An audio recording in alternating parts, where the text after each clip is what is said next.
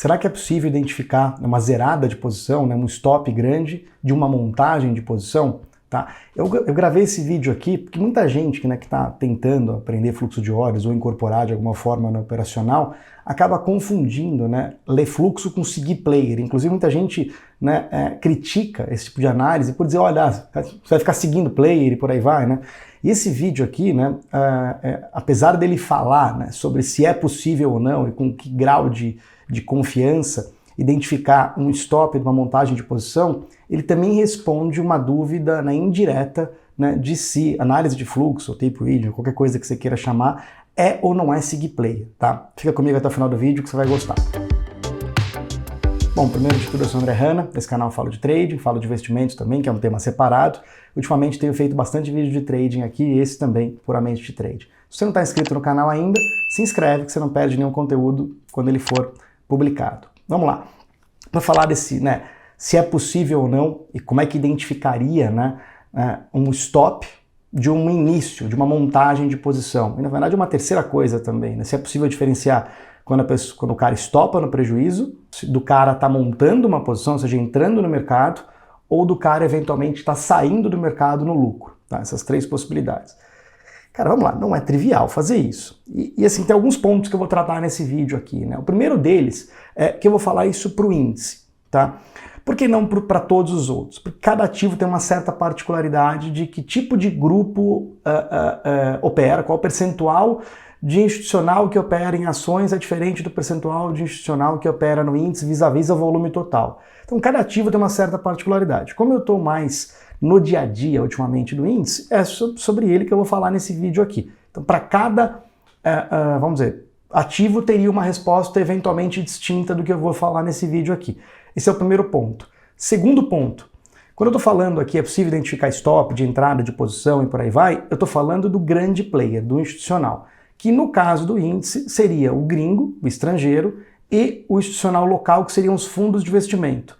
Tesouraria de banco praticamente não opera índice. Tá? Pessoa física opera, tá com um tamanho grande, mas assim, não é o foco desse vídeo aqui, tá? E nem de RLP e nem de HFT também, que seria market maker, e nem do arbitrador também. Tá? Vamos falando de institucional, estrangeiro e fundos locais. Tá? Esse é o segundo ponto. Eu vou te fazer pensar um pouco aqui no começo, depois, né, vou te dar características de quando potencialmente é stop, quando é potencialmente montagem de posição, e no final do vídeo eu vou te dar vou te provocar de novo. Falar, será que precisa saber se o cara está montando, estopando ou não? Né? Será que de fato isso traz alguma coisa? Né? Vamos deixar para o final, vamos lá. Qual que é a provocação? Vamos começar aqui. Tá? É o seguinte, pensa que você é um trader executor, você não está tomando a decisão dentro de um fundo de investimento. Tá? Alguém do comitê estratégico tomou uma decisão de comprar, tá? E você vai ter, e essa ordem veio para você, que é o cara que vai pôr no mercado, você vai executar essa ordem no mercado. E para quem não sabe como o institucional assim, executa, né, qual que é o processo decisório, eu vou deixar aqui embaixo na descrição, tem um maisinho aqui, tá? Você clica ali, né, e vão ter 4 vídeos lá falando do processo decisório de cada um dos institucionais em cada um dos ativos, no dólar, no índice, no DI e nas ações, tá? Tá aqui embaixo na descrição. Alguém lá no teu comitê estratégico falou, olha, vamos comprar aqui por tais motivos, geralmente macro fundamentados. A ordem veio para você, bonitão, você tem 10 mil para poder comprar no índice, 10 mil lotes de padrão. Aí você escolhe se você vai comprar no padrão ou no mini, tá? Aí não é o caso.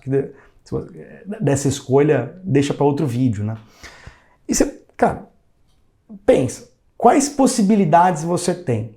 A primeira, vamos dizer, que é a mais simples, dizer, fala, pô, eu vou lá como o meu lote na física, né, só que ao invés de clicar com meus 2 lotinhos, 5 lotinhos, 10 lotinhos no mini lá, eu vou lá com meus 10 mil lotes de padrão e clico lá em comprar e que se dane, eu compro num clique só. Só que tem um problema, meu amigo, você vai mandar para leilão o mercado, comprando 10 mil lotes a mercado, provavelmente, porque não tem ofertas suficientes nos níveis de preço, né, em que a bolsa permite que uma ordem nessa magnitude vá lá e consuma a liquidez de todos os níveis de preço na venda. Esse é o primeiro ponto. Né? Uma ordem desse tamanho vai para leilão, tá? Provavelmente. Segundo ponto, o mercado inteiro vai saber que essa ordem é de um player só. Agora, o que os caras vão fazer com isso, eu não sei, mas o mercado inteiro vai saber. Terceiro ponto, tá? Quando você compra uma ordem de 10 mil lotes de uma vez, você vai precisar consumir ali de 80 a 150 pontos, no mínimo, para poder implementar essa ordem. Tá? Então você não vai conseguir, igual na física, o spread ali é, sei lá, 10 com 20, né? Só a casa final do índice. Você não vai agredir ali, comprar a 20 e comprar no preço que está na tela. Né? A 20 é a hora que você começa a comprar. Agora o teu preço médio que você vai conseguir completar os 10 mil lotes, você não sabe. Então, assim, o cara que está ali executando, ele tem um baita de um trade-off, de uma escolha para fazer entre esconder a ordem no mercado, entre, né, comprar rápido e garantir aquele preço do momento, ou ir segurando essa ordem e falar, não, cara, eu vou executando picadinho aqui, porque, pô, se eu executar picado, eu passo um pouco mais despercebido pelo mercado, eu posso ir por corretoras diferentes, ou vou pela mesma, com ordens de tamanhos diferentes, eu não dou a entender para o mercado que é um comitente único que está comprando, pode ser diversos, para o mercado não fica muito claro isso. Ele vai ter esse trade-off. Quanto mais devagar ele executar, quanto mais lento, ele tem 10 mil, se ele for executando de 50 em 50, de 70 em 70 lotes, ou for variando, pô, ele vai demorar um tempo. Ele corre risco de tendência, ele corre risco de o mercado ir subindo por outros fatores, né, enquanto ele vai comprando e a segunda, a terceira, a quarta, a quinta, a sexta ordem dele vai sendo a preços piores do que a primeira, que foi o preço que a ordem chegou para ele executar, e o preço médio final de execução dele vai ficar ruim. Pensa, o que você faria? Você sempre tem um trade-off. Sempre tem uma escolha entre, putz, executar devagar e dar menos rastro para o mercado, mas correr risco de tendência e ter o preço médio ficar pior, ou executar rápido demais, só que impactar demais o mercado no momento, tá? E deixar muito claro para o mercado que é um comitente que está comprando aquilo, tá? Dentre outros trade-offs. Então, cara, sempre pensa nisso. Agora, pensa numa outra situação. Você é o trader lá o trader executor, não é que você não toma decisão lá no fundo, tá? E vocês já estão comprados, tá? Numa posição, não é day trade, vocês estão posicionados há semanas, tá? E bateu o limite de risco do fundo. Ou bateu o limite de risco de perda, ou regulatório, que é porque ele ultrapassou, sei lá, gross exposure, que é a quantidade de alavancagem total que o fundo em regulamento pode estar, ou, sei lá, tem N fatores, né, que estavam previamente definidos, ou por gerenciamento de risco do fundo, ou pelo administrador e custodiante falar, cara, você está desenquadrado em termos aqui do que você pode ficar exposto em cada classe de ativos e por aí vai. Cara, vem uma ordem de cima para baixo, que não é do gestor, é do gerente de risco, que é uma outra entidade dentro do fundo de investimento, é um outro papel, é uma outra figura, em que inclusive de maneira regulatória é exigida. Você tem, sei lá, as figuras exigidas no fundo de investimento, no mínimo um gestor, que é o responsável pela gestão, por construir o portfólio, né? Você tem ali a figura, né, do cara que cuida da parte de custódia, por aí vai, mais administrativa, no mínimo isso. E um cara de risco separados, e talvez um analista, se não me engano, são essas 3 ou 4 obrigatoriedades regulatórias de ter pessoas distintas. Então vem uma ordem do risco e fala, cara, zera. E zera é meio que assim, você concorda? Você está posicionado em 10 mil lotes. O cara que está ali na beira, né, a 300, 500 pontos, 200 pontos de bater no limite regulatório de risco, ele está rezando para o mercado, não ir para aquele limite. Né? Sei lá, o cara está comprado, né, o preço está aqui 300, e lá no bola, né, 300 pontos para baixo, seria esse stop dele, ou por limite de perda, ou stop regulatório, vamos dizer assim. Esse cara está rezando para não ir lá. Mas se vai lá, né, aciona no bola, ou acionaria no bola, ou ponto, daqui para baixo a gente não pode perder mais. Se esse cara, como é que você venderia esses 10 mil lotes? Devagar ou com urgência? Cara, se você começa a vender no bola e o mercado começa a cair 900, 800, 700, 600 e teu preço médio, cara, piora de execução para vender 10 mil lotes, você não vai conseguir vender de uma vez, tá? Se o teu preço médio vier 300, 400 pontos para baixo do ponto que regulatoriamente era para você estopar, como é que você explica para o teu diretor de risco que você perdeu mais do que de maneira regulatória poderia? Cara, Se coloca na cadeira do cara. Eu sei que é difícil, porque quem nunca viveu esse mundo lá dentro, né, não consegue parar para pensar dessa forma. Diferente da pessoa física, que você vai lá num clique, cara, você clica no preço de tela, o RLP absorve tua ordem ali, você nem desloca preço no mercado, o spread não muda. O cara que está com 10 mil lotes, 5, 8 mil, 15 mil posicionados, cara, esse cara, na hora que ele decide estopar, ele faz um preço adicional no mercado absurdo. Você acha que esse cara que precisa estopar, ele vai estopar com mais urgência ou com menos urgência? Ele vai ficar fatiando a ordem e ele vai estar preocupado que o mercado perceba a ordem dele. Cara, ele vai estar saindo do mercado, ele não vai estar entrando no mercado, ele vai estar limpo de posição. Ele está pouco importando que o mercado perceba o que ele fez ou não. Porque, de fato, assim, ele tá dali para frente ele vai estar zerado. Se o preço subir ou cair, dali para frente não vai impactar em nada. Então, ele está muito menos preocupado com o rastro que ele deixa para o mercado e ele está muito mais preocupado com o preço de execução dele ser o mais próximo possível do preço em que ele toma a decisão de estopar. Tá? Só te criei um panorama aqui. Tá? E um outro cenário. Imagina que você está com uns 10 mil lotes posicionado e chega lá a ordem de cima e fala, cara, a gente montou essa posição está boa, estamos um bom lucro aqui, vale a pena reduzir, ou porque a gente não enxerga mais a simetria na compra e vale a pena reduzir, ou porque a gente vai rebalancear de maneira automática isso, pô, e cara, ganhamos um pouco mais aqui, não é que eu enxergo que vai cair, mas putz, eu vou tirar um pouco disso aqui para colocar em outra classe de ativo, e eu vou vender isso aqui, essa posição que eu fiz aqui embaixo na compra, eu vou vender. Chega a ordem para você, amigão, cara, ó, pode vender 10 mil aí, cara, mas puta, vai tranquilo que a gente tá no lucro. Cara, como é que você vai vender essas 10 mil ordens? Com pressa ou sem pressa? Você está no lucro, no lucraço, não no day trade, numa posição. Você não vai ter pressa para vender. Tá? Provavelmente. Tá? Te fiz esses raciocínios, né? Por quê? Vamos lá falar agora de quais são as características, né, de players que estão montando posição no mercado. Ou seja, o cara está fora de players institucionais, no índice, que estão montando posição, que estão entrando na posição. Geralmente, o cara está usando um algoritmo executor, tá? Vou deixar aqui embaixo o vídeo também que eu fiz, a diferença de HFT para algoritmo executor para low frequency, tá? O cara está usando um algoritmo executor, um two-up, um view-up, alguma coisa parecida, um implementation shortfall, uma ordem sniper e por aí vai, com ordens pequenas, ordens individuais pequenas, mas persistentes. Geralmente. Isso geralmente é indício de entrada de posição. Geralmente. O que você faz com isso e tal? Vamos deixar lá para baixo, tal, mas vamos lá, são indícios. Tá? Outro indício de montagem de posição.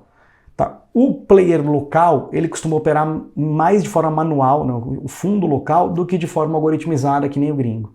Tá? Então você tem ali ordens manuais, elas são maiores, mas não gigantes, elas ficam ali na casa entre 300 e 800 lotes, 1000 lotes por ordem, elas são manuais e elas têm um intervalo de tempo ali entre 9 e 30 segundos entre uma e outra. Ou seja, ela é persistente e a preços piorados. O cara paga 10, na próxima ele paga 30, ele está piorando, a segunda oferta dele é pior do que a primeira. Ele está comprando, a segunda ele paga mais caro, mais caro, mais caro, mais caro. Tá? É diferente do cara estar comprando a preços melhorados, que o cara paga 10, depois paga 9, depois paga 8, depois paga 7 e por aí vai. Tá? O indício de que ele está montando a posição, ele está comprando a preços piorados. Geralmente. Tá? Geralmente. Por quê?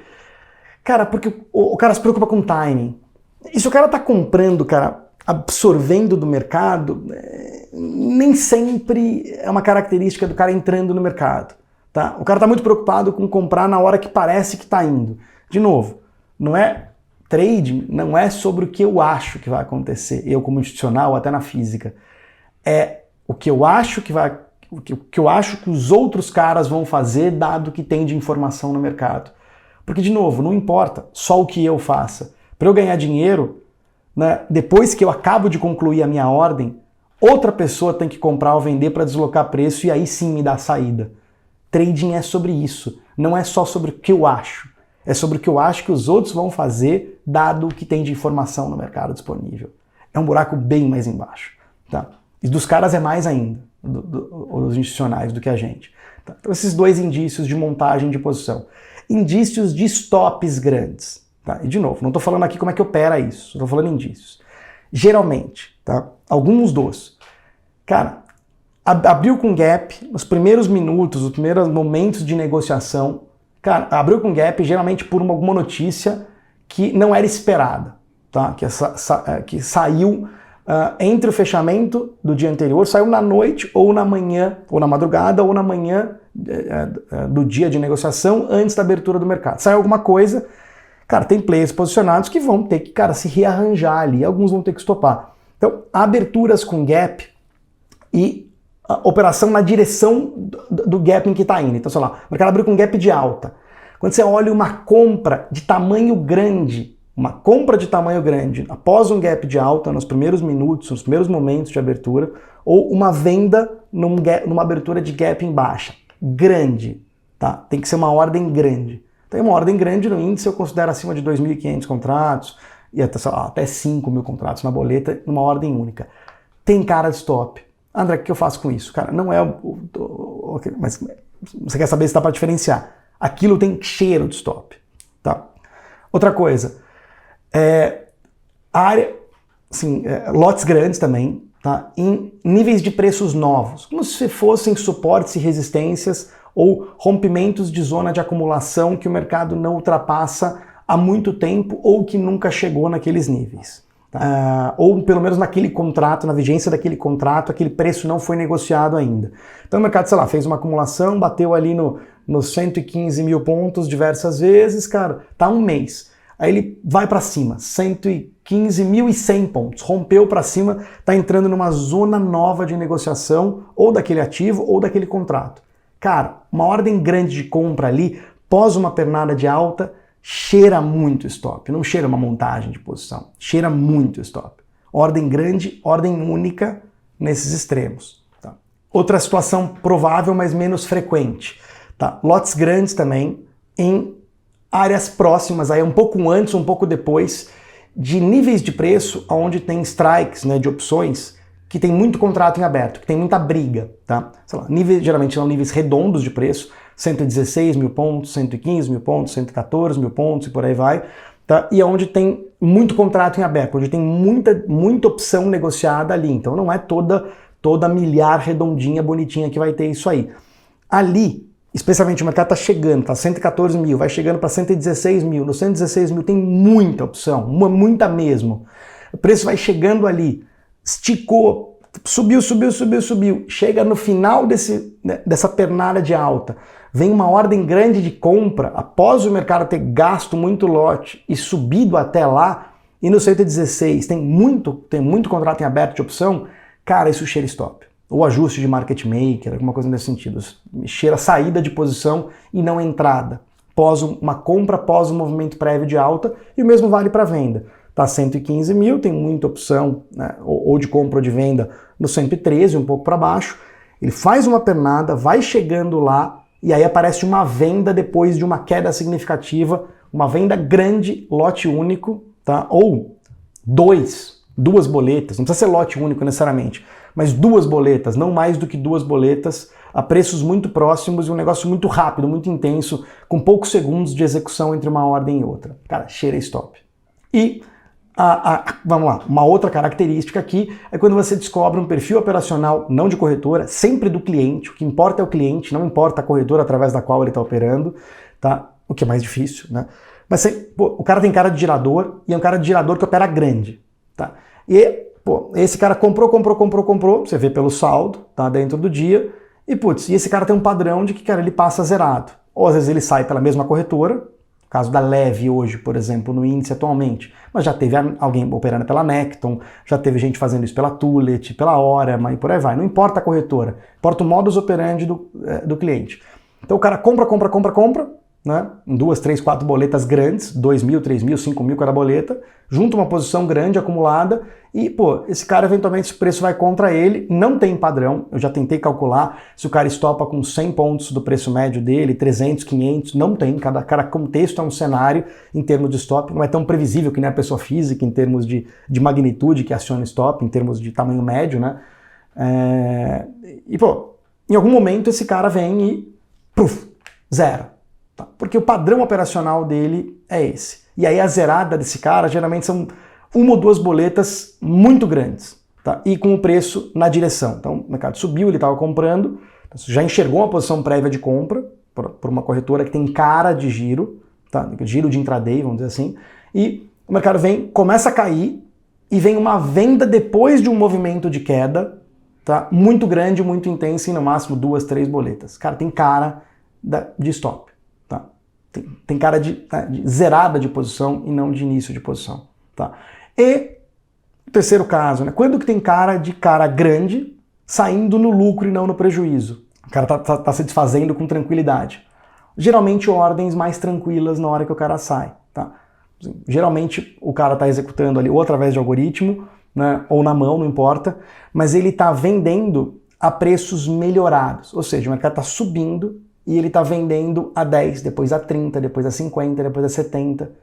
O cara tá, e geralmente é passiva, né, não é uma ordem agressiva. Geralmente esse cara está pendurado no book. Por quê? Porque ele está tranquilo para poder sair da posição dele. Tá? Tanto sair de uma posição comprada quanto vendida. Então geralmente tem mais cara de ordem passiva do que agressiva, a preços melhorados e não a preços piorados. Bom, e por aí vai.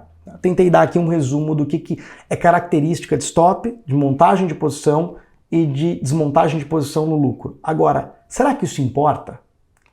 E eu quero, né, te propor um outro raciocínio aqui, né?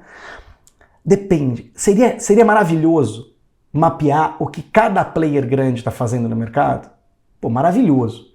Dá para fazer isso com precisão? Não. Dá para ter um cheiro, mas não dá para falar com convicção, falar, cara, é isso, esse cara tá comprado, esse não tá, esse vai estopar ali, isso aqui é stop, isso aqui não é. Não dá. Eu uso um processo diário de olhar para a tela e depois olhar na manhã do dia seguinte a posição da B3 e ver o que passou posicionado e não. E pelo aumento e diminuição de contrato em aberto, eu consigo ter uma noção se o mercado como um todo está aumentando as apostas, quando aumenta contrato em aberto, tem mais cara de montagem de posição, ou quando está zerando o contrato em aberto. Redução de posição. Dá para ir validando. Mas você valida o agregado, você não valida corretora por corretora ou trade por trade, entendeu? Dá para ter uma noção muito grosseira, né, e de coisas muito grandes que aconteceram no intraday de ontem, não de todas. Então dá para ir tendo um cheiro fora o que olhar a tela e fora a informação privilegiada que eventualmente você tenha de algumas corretoras por ter parceiros e lá dentro e por aí vai. Dá para ter com informação pública, dá para ter um pouco de cheiro. A questão, será que isso importa? Seria maravilhoso saber de tudo. A questão é, fluxo de ordens, pense o seguinte, pro trading de front running, tá? Pro trade de front running, para mim não importa saber se o cara está montando ou desmontando posição, tá? Pro trade de front running, que é uma das oportunidades que eu busco no índice, tá? Que é o seguinte, para pensar num cenário. Aí pensa você como pessoa física agora e o cara executando. Para você faz diferença um cara ir lá no índice e clicar numa ordem única e comprar 5 mil, ou ele comprar os mesmos 5 mil, só que de 100 ou de 200 em 200. Faz diferença para você? Para mim faz e muito. Quando o cara compra 5 mil numa ordem única, a minha cabeça, geralmente, eu estou inclinado a vender. Se o cara comprou 5 mil numa ordem única, eu estou inclinado a vender. E aí o porquê disso fica para outro vídeo ou para quem fizer treinamentos mais avançados meus. Geralmente porque o cara vai consumir liquidez, dificilmente esse cara vai ter segundo lote. E ele gerou um vácuo de liquidez. E a minha cabeça é, o que os HFTs vão fazer? Provavelmente vender. Eu quero estar desse lado. Provavelmente. Isso depende de contexto, depende de em que situação aquilo está em relação a preço justo, na zona de não interferência do índice, se ele está no teto, no meio, embaixo, depende muito disso, então, aonde ele está. Mas a minha inclinação, a minha primeira inclinação mental é essa. Agora, se o cara está comprando de 200 em 200, eu não sei que ele tem 5 mil, total. Mas dependendo de como, nas primeiras ordens dele, 200, mais 200 a preço piorado, com um X de intervalo de segundo entre a primeira e a segunda ordem, opa, minha cabeça é, eu vou comprar com ele. Não sei quanto ele tem, se ele tem 1.000, 10.000, 30 ou 5. A minha cabeça é, putz, eu vou a favor dele. Então, não é aquela cabeça de seguir player, no sentido de, putz, o cara comprou 5 mil, você olha para o saldo e fala, o cara tá comprado em 15 mil. Vai subir. Cara, eu não estou olhando nesse trade de front running energia potencial, que é, putz, esse cara tá comprado em 5 mil, esse cara é acertador, ele sabe de alguma coisa, vai subir. Não. Eu estou preocupado com o intervalo da montagem da ordem dele. Se o cara comprou 5 mil e parou de comprar, para subir, precisa vir outros players e comprar depois dele, porque senão o preço não sobe. Se o cara comprou 5 mil e 5 mil é o máximo que aquele player tem, cara, aquele cara saiu de cena em termos de interferir no preço. Ele comprou 5 mil, fez o índice subir 30 pontos. Saiu do 115 mil para 115.030. Para subir do 115.030 para 115.300, não é ele mais que vai fazer subir. A não ser que ele seja um insider e saiba que vai sair uma notícia e tal, mas assim, que é pontual, muito raro. Precisa vir outros caras e comprar a 40, 50, 70, 80. Então, eu não tô seguindo o que esse cara tá fazendo. Eu não tô seguindo, o cara tá comprado a 5 mil, ele sabe de alguma coisa, ele é ganhador, eu vou com ele. Não é isso. Cara, enquanto eu me aproveito no trade de front running do deslocamento de preço que ele causa para montar os 5 mil que ele precisa, ou 7, ou 6, ou 8, não sei. Eu me aproveito do deslocamento, da ineficiência de que a própria compra dele gera no mercado em termos de alta, porque ele vai comprando a 10, a 20, a 30, a 40, de 200 em 200, a HFTzada fala, tem cara querendo comprar, vamos embora para cima dele. O cara paga 30, 200, a HFTzada vai lá e compra tudo até o 0,50 e já põe na venda. O cara vai lá e paga a segunda ordem a 50, deu saída para os HFTs. Os HFTs vão lá e pagam até 70 e já põe em venda. O algoritmo vai lá e paga 70, 80 e por aí vai. E nesse processo vai se retroalimentando. As hieninhas, esses algoritmos, eles vão enxergando o cara que precisa, que tem a segunda, a terceira, a quarta ordem amarrada com a anterior. É previsível. É previsível. Se é previsível no olho, imagina para um robô. Tá? É isso que eu olho no trade de front running. No trading de contra a pessoa física, que é um trade de posição técnica, putz, eu tô olhando puramente se o cara tá entrando ou saindo, porque eu tô olhando o pote do cara. Para mim, o cara tá enchendo o pote, ele tem que estar entrando no mercado. Tá? Eu tenho que estar isso, porque se o cara tá entrando no mercado, ele cria a energia potencial de ser estopado se ela vem contra. Se ele tiver, em teoria, né, enchendo o pote, e essa enchida de pote eu estiver avaliando errado, porque ele tá zerando, né, ele tá zerando uma posição, eu tô olhando errado, porque quando o cara zera a pessoa física, ela tá tirando energia potencial de stop do mercado, porque ela tá saindo de posição, ela tá limpa de posição. Então o próximo movimento não vai gerar potencial stop nela, ok? Então nesse trade de posição técnica, aí importa muito saber, mas aí eu tô falando em cima da pessoa física, que é fácil mapear tamanho. Mapear tamanho de institucional, quanto esse cara tem de lote final, né, é muito difícil. E é muito mais difícil no dólar do que no índice. Mais ainda no dólar do que no índice. A da pessoa física é fácil nos dois. Tá? É possível nos dois mercados. Mas de institucional grande, vamos dizer, é difícil em ambos, mas é menos difícil no índice do que no dólar de mapear tamanho. Tá? Então, fiz tudo isso para dizer o seguinte. Tá? Para front running, não importa saber se o cara está zerando, não, porque eu estou preocupado com o intervalo em que ele monta a ordem, não o que vai acontecer com o mercado depois dele ter comprado ou vendido. Para trade de posição técnica importa, mas aí eu não estou olhando mais o institucional, eu estou olhando muito mais a pessoa física. Claro, um ou outro trade isolado, que não é o feijão com arroz, você faz em cima do cara que dá leve, que está estopando e por aí vai, né? E geralmente pegando a volta, né? Se o cara está estopando, vendendo, na cabeça está buscar compra, né? E não a favor, tá? Geralmente, mas aí o porquê disso fica mais pra frente. Vídeo longo, denso, espero que você tenha gostado. Se você gostou, clica no curtir, que o YouTube entende que esse conteúdo é bom e mostra para mais pessoas. E sério, a única coisa que eu te peço de verdade, tá? Comenta. Se você já percebeu, se sabia, se não sabia, se gostou, se não gostou, ou com sugestão de tema para o próximo vídeo, que a maior parte do que eu tenho feito aqui no canal, até no Instagram, é colocar temas que vocês me perguntam ou aqui via comentário do YouTube, ou lá no direct no Instagram. Beleza? Espero que você tenha gostado, espero que tenha ajudado. Abraço, boa semana.